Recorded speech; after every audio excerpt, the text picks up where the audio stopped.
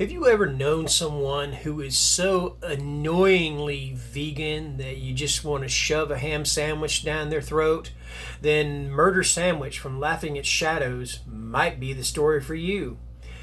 Have you ever known someone who's pregnant and you just know that their child is going to be the spawn of the devil? Then Your Diabolical Baby, A Guide to Raising Such a Child, might be the story for you. What about pistachios? Do you like pistachios? Are they a tasty treat? Then Captain Pistachio's Charming Rampage might be the story for you. That's just 3 of the stories out of 12 that are featured in Laughing at Shadows, edited by Brett Reistroffer and published by Bad Dream Entertainment. They sent me this book in exchange for an honest review. I'm going to give you my synopsis on it, or read the synopsis, and then I'm going to give you my thoughts on it. So here we go. Who says you can't laugh at horror? Ha ha ha. We've all heard of being scared silly, so obviously there's room between slashings, hauntings, and summonings for a good knee slapper. And that is exactly where this book of dark-minded but light-hearted short fiction comes in. If you've ever giggled at guts, chuckled at cannibals, or laughed at severed limbs, then this collection of humorously macabre stories might be right up your dark little alley. With 12 tales from some seriously sick and silly writers, it's guaranteed to tickle your funny bone, if not rip it right out of you. That is Laughing at Shadows. Now, the 12 stories in this book, I found them to be quite funny. The only thing is, I didn't find them to be laugh out loud funny. And toward the end of the stories, when you got further into the book, I found a lot of the stories to be a little bit on the uneven side. They were funny, but I just kind of wondered, where did the mixture between horror and comedy, because that's exactly what this book is a mixture of horror and comedy together, or is it comedy and horror? Who knows? I don't. But I kind of wondered where the lines between the two separated, or they blurred together or whatever. So it was kind of hard figuring just what was supposed to be something you laughed at or something you cringed at.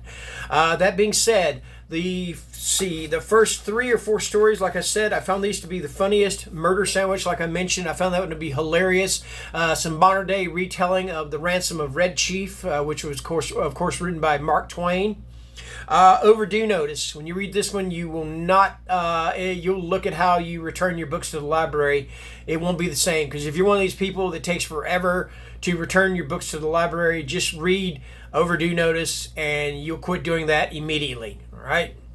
Next up, Bad Dates and Dragons. That one was so-so, and it's just exactly what it is. It's about a bad date and a dragon, and it's probably the goriest one on this list, or in this anthology. So that's saying a good bit. Let me see, what do we got here? Your Diabolical Baby. That one was just hilarious. It's basically a how-to book on raising your child if your child is basically the spawn of a demon or the spawn of Satan or whatever. Basically think Rosemary's Baby, and as if written by Dr. Spock, okay? And if you don't know who Dr. Spock is, look him up on Google, because it takes too long to explain. Anyway, let me see. What do we have here? Dying Art. Dying Art is pretty gory, too. It's about a fellow who makes dollhouse and also just regular-sized furniture from some very unusual materials. So there you go. And let me see. Vlad's Incorruptible Soul is about a vampire who is also an alcoholic, or he's not an alcoholic, he's an addict. All right, so he attends meetings and stuff. But again, like I said, he's a vampire. Like I said, but these stories, I didn't find them to be laugh out loud funny. I had a few times when I chuckled, rather, just kind of chuckled to myself. But again, like I said, I did find the stories in this overall, I found the stories to be a little bit on the uneven side. So I'm giving this one a 3.5 star rating. I think that's pretty fair rating for this book. But that, without saying it, I still found it, like I said, I still enjoyed it, but I just, like I said, I just didn't find it laugh out loud funny. So Laughing at Shadows, I'm giving this one a 3.5 star rating. And this was sent to me by Bad Dream Entertainment in exchange for an honest review, if I haven't mentioned that already. So yeah, this is my review for Laughing at Shadows. Thank you for watching, and good night.